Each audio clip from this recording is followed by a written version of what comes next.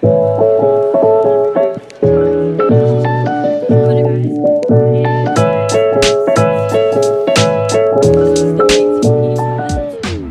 is up, guys? Welcome back to another video. If you are new here, welcome. My name is Hannah, and in this channel I share the ups and the downs of what it's really like to learn how to trade Forex. And if you've been following the channel for a while, you realize that it's not just technical analysis, profits and outcome. I'm actually documenting my journey and sharing things along the way from what I've learned and from my mistakes.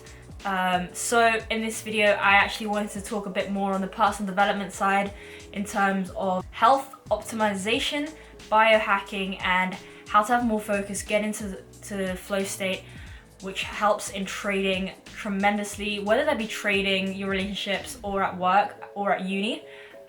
These tips will help you out. In fact, later on in the video, I'm actually going to a biohacking convention, conference, summit. So hopefully you guys will also take some value from there, while I'll also be learning. But first and foremost, I wanted to actually dive into some biohacks that I've actually been implementing myself. So I'll share that with you guys, then we'll go check out the conference, and then I'll tell you guys what I thought of it. But guys, sit back, relax, and enjoy the video. So guys, before we actually dive into what I personally have been using, I want you guys to understand the 5 main pillars of biohacking, or it's been floating around space. It's like upgraded humans, and it's basically mind, body, fitness, sleep, and nutrition. Those are the main 5 pillars. So let's dive into what I've been personally doing. So let's start off with nutrition, and the first thing I wanted to bring up and show you guys is this MCT oil. If it could just focus. Oh, it's focused. Okay, sick.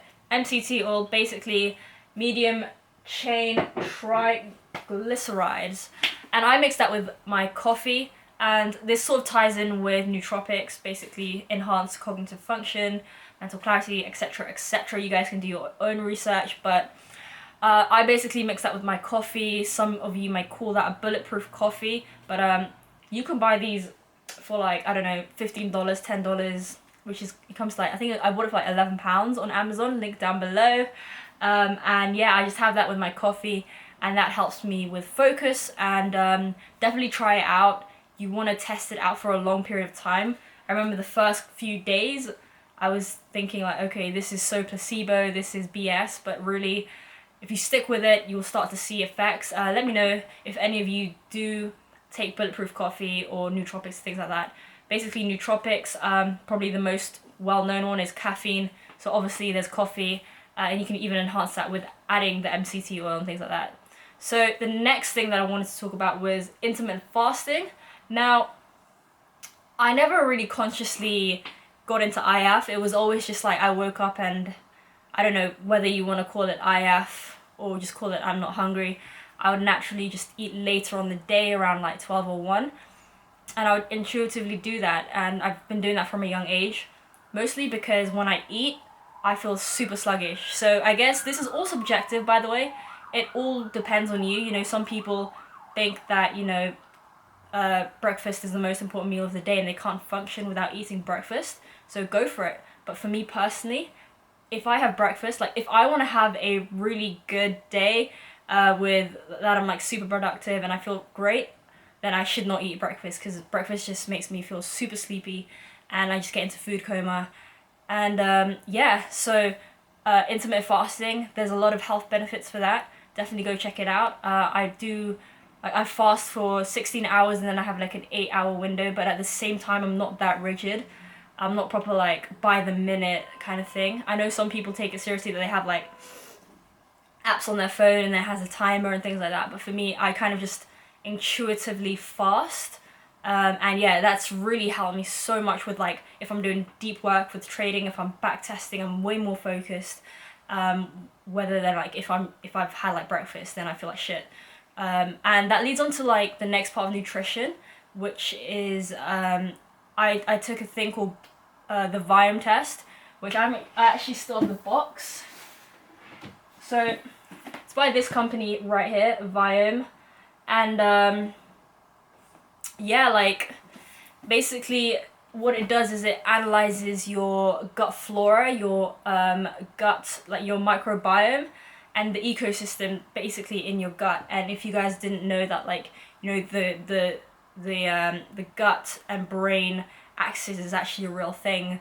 So whatever you're eating, that will have like a direct correlation to, you know, your mood, your sleep, your levels of stress, anxiety, and overall mental performance and work performance, productivity, things like that.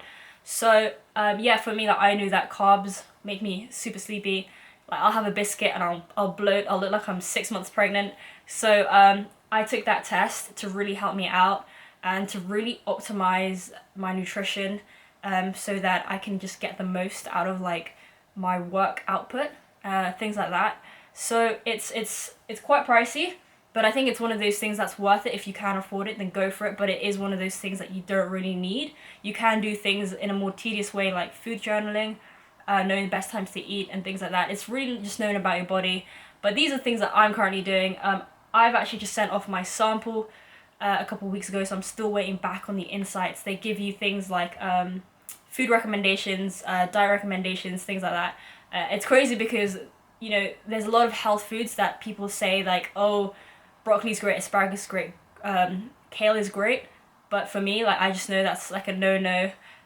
So what you might think is a superfood, or what like Medium will say is a superfood, might not be actually good for you. So take care of your gut, and that takes care of your brain as well. So guys, that's I think that's everything for nutrition. For the next part, I just really wanted to quickly talk about other things that include sleep. So Aura rings for sleep tracking. I don't have one, but it is definitely on my rewards list for maybe Q1 2020 or Q2. And meditation, that's a no-brainer. I don't have to like tell you about meditation. You guys know, like, there's a lot of like scientific studies that actually show like monks' brains compared to like an average, like, I don't know, brain, and you'll see the difference in the brain scans. And like, obviously there's a thing called monastic focus. If you guys have read like Deep Work by Cal Newport, obviously meditation, things like that, having that monastic focus, like, which is basically monk-like focus, to be able to carry that into trading, into whatever you do in life. You know, I know this is a trading channel, but obviously these tips will help you out, whether, I don't know, you're a baker, you're an artist, you are, I don't know, but anyways, and I think the first ever biohack that I actually ever conducted, apart from naturally just doing IF, was cold showers. Cold showers have so many health benefits. Go check it out. But it's basically a great way to shock your system. Actually starts to change the biochemistry within you. But yeah, if you want to have like a biohack that you can take away right now, go take a cold shower. Let me know how you feel. It's actually like part of one of my protocols. If I'm feeling like absolute crap, you take a cold shower, have a cheeky MCT oil, Brain FM, get to deep work. And you know, that, guys, concludes what I've personally done. But let's go check out the conference. Let's go check it out together. And yeah.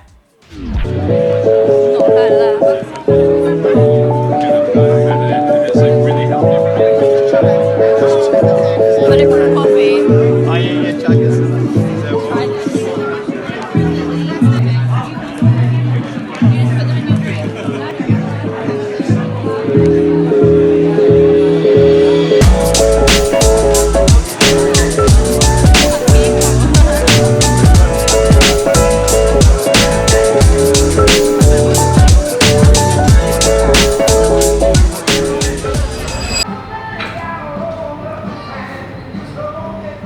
Guys, we've just finished the Biohacking Summit event thing here in London, and a couple takeaways that I actually got from it was a technique for mindfulness, which is called open monitoring, which basically opens up creativity. And we learned a lot about the vagus nerve, which is basically like the highway between our gut brain and our brain. And one of the main things that I was super interested in, because I actually want to start doing it like monthly, maybe in the new year, was floating. So it was basically like one of the main things that I learned about it was like it resets your nervous system. And another thing I learned about was ajna light, which essentially just stimulates your pineal gland. And like one of the main things they spoke about was how important sleep was. Like you don't need to do all these meditation, light therapy, take nootropics, but you could start with something right now would be to just optimize your sleep and get your sleep on point. So one of the questions I actually asked the guys who was running the float lab thing was it backed by science, and does your body chemistry or do you biologically change when you start attending these things? And he was saying how like there's been studies from decades ago, like in the 70s, that it does actually change your neurochemistry. So that's super interesting. And yeah, guys, thank you for watching. Hopefully that was somewhat insightful. One of my favorite things that I want to take into 2020 is definitely an Aura ring for my sleep, to optimize that, and to get into floating, whether that be bi-weekly or monthly. But I think it's just definitely a good investment. Definitely check out the links in the description for what I personally use, MCT oil, mushroom, and yeah, I'll see you guys in the next one.